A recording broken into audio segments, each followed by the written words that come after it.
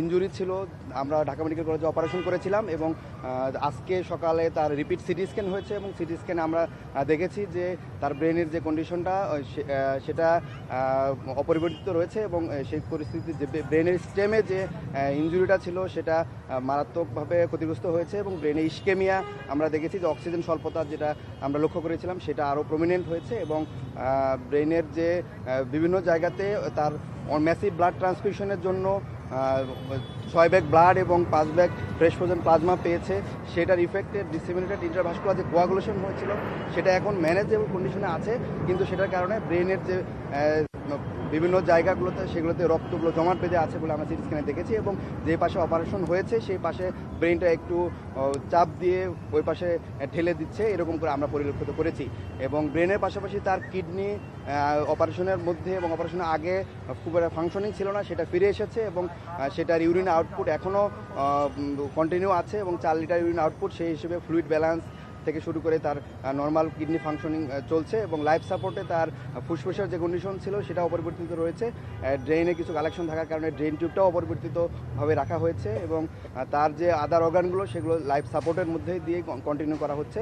এখন আপনারা দেশবাসী সবাই তার জন্য দোয়া করবেন এবং আমরা বলতে চাই যে এই যে তাকে হেডশুট করা হলো এবং সেটা আমরা দেখেছি যে আমি একজন সার্জন হিসেবে বলতে চাই খুব এক্সপার্ট হেডশুটটা করা হয়েছে, কারণ তাকে যেই জায়গা দিয়ে টেম্পোরাল বোন ভেদ করে একদম ব্রেনের যে মেইন অংশ ব্রেন স্টেম যেটাতে হৃদযন্ত্র এবং শ্বাস প্রশ্বাস সেন্টার থাকে ঠিক সেই সেন্টারের সামনে দিয়ে সার্কেল অফ উইলিস যেখানে সবচেয়ে বেশি রক্তনালীগুলো থাকে ওই রক্তনালীর সামনে দিয়ে একদম A4 ওপর হয়ে গিয়েছে। তার মানে খুব এক্সপার্ট হ্যান্ড ছাড়া এরকম, এবং সে যদি অভিজ্ঞ না হয় এই জায়গা দিয়ে গুলি করতে পারে না। তাকে এখনও নিবিড়ভাবে পর্যবেক্ষণের মধ্যে আছে এবং তার পরিবার তাকে উন্নত চিকিৎসার জন্য হয়তোবা বিভিন্ন জায়গায় নেওয়ার জন্য চেষ্টা করছে, তবে সেটা তার পরিবার সিদ্ধান্তটা চূড়ান্ত বলে আমরা মনে করি। এবং এখানে যে বোর্ড মেডিকেল বোর্ড সিদ্ধান্ত দিয়েছে যে তাদের শারীরিক অবস্থা অপরিবর্তিত রয়েছে এবং সেটা আশঙ্কাজনক, গত 2 দিন যেরকম ছিল ঠিক ওই রকমভাবে আছে। তার জিসিএস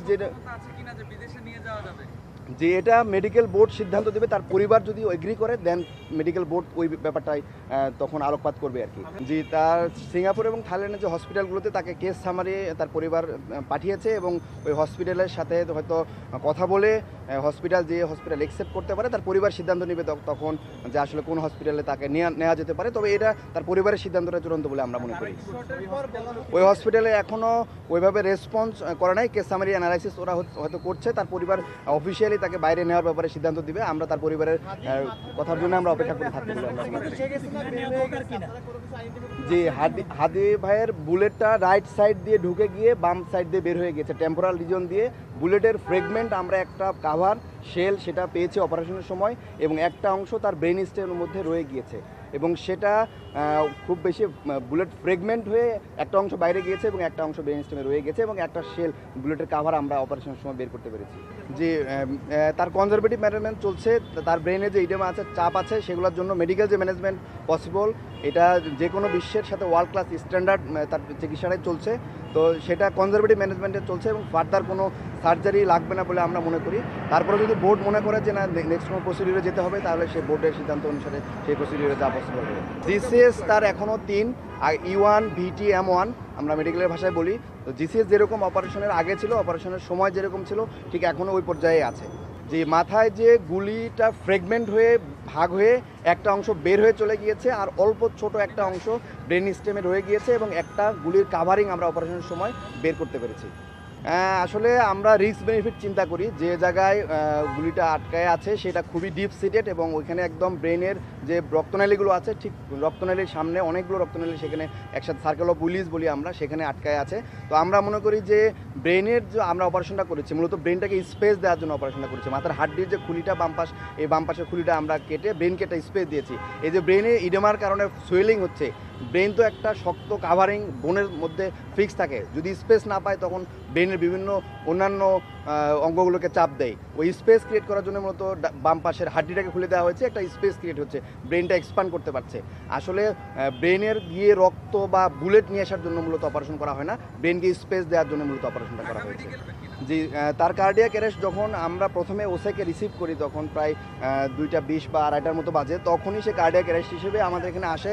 তখন তাকে 5 সাইকেল সিপিআর দেওয়া হয় এবং সিপিআর দেওয়ার পরে তখন আবার সে কামব্যাক করে এবং তারপর থেকেই সে নরেড্রেনাল ওষুধের সাপোর্টে সে লাইফ কন্টিনিউ করছে, তার হার্টবিটটা কন্টিনিউ করছে। এখনও নরেড চলছে, তবে প্রথমে শুরুতে যেরকম নরেড বেশি মাত্রায় পাচ্ছিল এখন সেটা কমিয়ে আসছে এবং অল্প পরিমাণ নরেডে সে রেসপন্স করছে এবং তার পালস এবং বিপি এখন পর্যন্ত স্টেবল আছে। তার পরিবার যদি মনে করে এবং বোর্ড যদি চিন্তা করে তার শারীরিক অবস্থা ফিজিবল, দেন তারা হয়তো মুভ করতে পারে। এটা পরিবারের উপরে আমরা সিদ্ধান্তটা দিই এবং এই সিদ্ধান্তটা তার পরিবারেই জানাবে বলে আমরা মনে করি।